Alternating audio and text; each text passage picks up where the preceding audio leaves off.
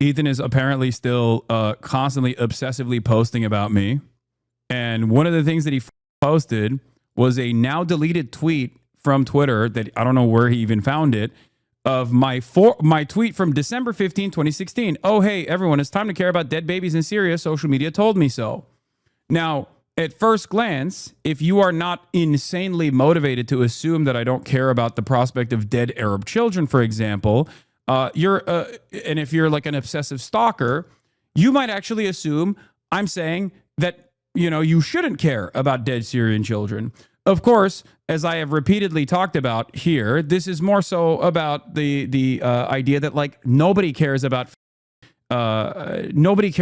dead children in Syria, and they should. And it's really up that it's until it's far too late do people even entertain the notion of talking about dead children in Syria, just because it's a social media movement. Now, why am I saying that? It's because I'd written extensively on the subject matter, including my video at the time, "We Must Help Syrian Refugees," posted on the Young Turks YouTube page one day after it was actually published originally on Facebook. This was tweeted during the height of the bombardment of eastern Aleppo. The side of the city was being besieged. The Assad regime, Iran, and Russia indiscriminately bombed civilian spaces, hospitals, bakeries, and schools. Over 22,000 civilians were killed, at least 5,200 of whom were children. That was my point. My point was that people did not care about Syrians. People did not care about what Assad was doing. People did not care about the plight of Syrians. But like, why? Why do you post something like this? Why do you post something like this implying that I actually, in 2016, was, pro-Assad or something, or pro-dead Syrian children or something? Well, you only do that because, you yourself don't give a about dead Arab children. You kind of like it because you like Israel. I said, with the image description, I said, moronic Zionist falsely assumes I too must not care about dead Arab children, like the state he defends, by using tweet out of context from December 15th, 2016. And then my actual coverage on the issue from December 15, 2016, posted a day later. And what's crazy is his proof against social media told me to do so is the Young Turks page telling him to do so. That's me, man. My reply guys are so stupid. Who's the person who tweeted that? I blacked out the account. It was a random account that tweeted that probably deleted it too, because they most likely found out the context of why I was saying that and felt bad. But that didn't stop Ethan from using it as a smear, as a gotcha, ironically enough.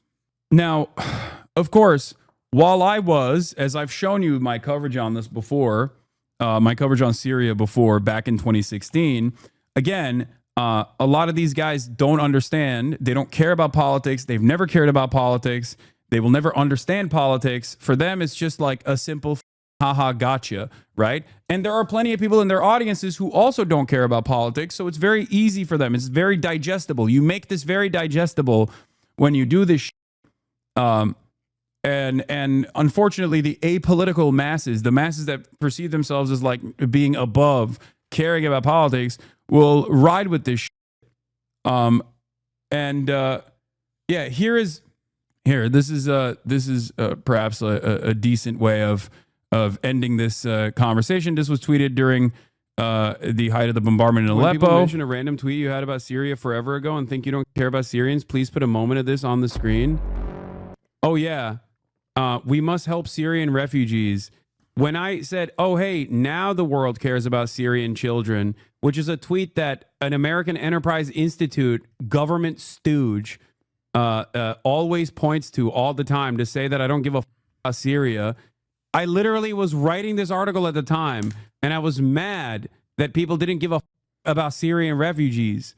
It is a completely and utterly contextless tweet to post when I literally have documented, like when I have personally, time and time again, defended refugees across the board, defended people's lives that have been destroyed. That's what's so crazy. But these people would rather live in a lie. Yeah, this is the OG everyone, tweet. It's time to care about dead babies in Syria. Social media told me so. Yeah, to all the idiots commenting, Hasan was frustrated that people don't care about these atrocities unless it's trendy to do so. He'd been talking about Syria for years and released many cries about it, including this one from 6 years ago. Yeah. This is the big slam dunk that people have where they're like, no, you don't understand. He's actually pro-Assad. I saw someone use that. Yeah. If you go back and watch that video, you will realize like I'm criticizing the Assad regime and its practices in 2016 during the conflict that was unfolding. So what was Ethan Klein doing at that time, though? That tweet is evidence that you were, because he was a podcaster at that time, right? Assad is glad to know the full context. Yes, dude. If someone tells you that I am in favor of, why do you think people who don't like you give you any benefit of the doubt? I mean, it's not the people that don't like me, but it is definitely other random people that probably are confused by it. What was Ethan doing at that time? Syrians are dying. Why does that not get more attention than a literal car, roadster being launched into outer space? Sorry, one's way more interesting. It's true. It's so crazy because I didn't even, like, I had no understanding of Ethan Klein at that point beyond like Vape Nash, right? And he's like literally, it almost feels like he's responding to me back in 2016. Like, what the are we doing? Like, I was responding to the guy all the way back in 2016. And now look at this. In 2025, he's using this as an own. When people mention Syrians well, this was his take back then. It's always projection. And it's crazy because like his fan base doesn't understand this or they don't care. And that's what blows my mind. Like, you have no interest in the truth at all, really? Like, a sense of community. A sense of community is all you care about? That, like, this is it? This is your entire interest. It starts and ends with whatever the Ethan Klein is focusing on that day. They always have to misinterpret your stances to argue against them. Interesting. Exactly. And it's so strange because it's like all you're doing is basically lying to a broader audience about what my worldview is, okay? Like, I don't care about disparaging Ethan, okay? I know that his fan base does not realize that because, again, projection, they care about disparaging me. I don't care about disparaging Ethan. I don't give a shit. He's done plenty awful things on his own that people have documented a million times over, and his fan base clearly doesn't give a shit about any of that. And that's fine. But, like, I'm a political commentator. What use do you have constantly lying about my political perspective? This is what I will never understand. It's like it doesn't make sense to me at all. You're so obsessed with Ethan. Why are you replying to him 6 years before he makes a hit story on you?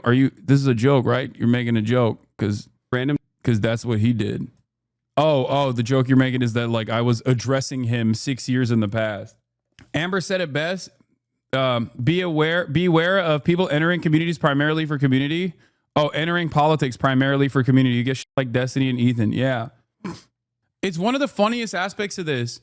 And it's one of the most commonplace things I hear from people who are like, I'm a former fan. And as a former fan, I couldn't believe like how much Hasan's points changed throughout time. It's like, I'm one of the most consistent political commentators, dude. What the are you talking about? This is just stan culture masquerading as like politics. And it's so damaging the discourse, so damaging the political discourse. I saw a tweet, I think it was Ested that posted about this, where he was like, everything is stan culture. Everything is stan culture now. Team sports is stan culture. Like, obviously team fandom was already so close to stan culture, but like people no longer care about the output. They care about like financial dominance. Okay. They care about financial dominance. Stan culture is dominating every aspect of our lives. We are so alienated. We are increasingly isolated from one another. And now stan culture, sports, politics, pop culture, everyone's a barb now. Derogatory. One of the worst things to happen to sports, in my opinion, has been fans talking like league stakeholders and owners arguing about things like market size and viewership. It's so crazy. Like, I don't want my fans to ride for me from a point of like just like genuinely loving who I am. Okay, I want people to ride for the ideas. In the process, if you are correcting the record, that's fine. You know what I mean? If someone is like deluded, if you find someone in the wild who just has like the wrong opinion about what I represent, and therefore it disparages like your worldview, then yeah, you can correct them. But like ultimately, the goal here is to spread a political message. The goal here is to spread a political message. And all these guys do is just like enter this arena without any sort of any sort of interest in spreading a political message at all, and they end up leaving the sphere of discourse in ashes. It's very, very, very frustrating to have to deal with this all the goddamn time. Oh, and then this piece of shit talked about going after Noah's funds raised for Palestine. Wait, what? And let's say hypothetically, I'm planning to sue a bunch of these people. They just keep raising money because Noah's like, let's prove to Ethan that we can raise the money to fight this lawsuit, which is fine. Like I said, I prefer them raise the money so that I know that at least there's something left when I win, right? I mean, that's just math. That's just logic. That money's coming to me eventually. So it's good. If he was bankrupt, I wouldn't collect at all. So in a way, it's good for me that he's crowdfunding. But I do think it's funny. But he's not crowdfunding for his lawsuit. No, well, he said, I'm going to crowdfund, but I'm doing it to prove that we can. I said, instead of crowdfunding for the lawsuit, I'm going to crowdfund for Gaza. But that's like an actual good cause. Yes, it is. So what? So what's funny though is that he's asking his audience to chip in to prove, right, that he can crowdfund. It doesn't prove anything like but that. But of the sort at all. There's got to be a limit. Like he can't go and you think he's going to go? Well, also more people are obviously more willing to give to a cause that's going to a good cause versus some dude's lawsuit. Yeah, totally. That too. But like at the end of the day, it's awesome. Yeah. I think it's great. I love it. These guys are the. You are way too kind to this freak. I'm not. He's out of his mind, dude. Bro, he positioned himself as being against funding like fundraising for a cancer charity. When D-Man says you hide your power level all the time, he's lying to his audience, but also sniping at you, laughing at how blatantly he can lie, and is trying to rile you up.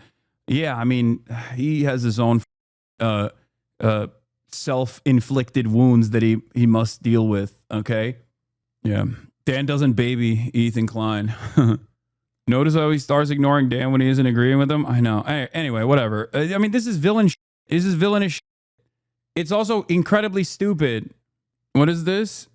Oh, yeah, I saw this. The petite feet thing. I'm laughing so hard. I've been seeing the screenshot going around and I never open. I'm losing it. Like, this is the kind of shit we post on Hasan Twit out of love for our demure diva. Petite feet, feminist steps. Sounds like a lady when he's walking in the room. That's so strange, dude. Very weird guy. Like he switches off from me being a dangerous radical terrorist to like having tiny feet or something. Okay, I have tiny feet. Yeah, sure.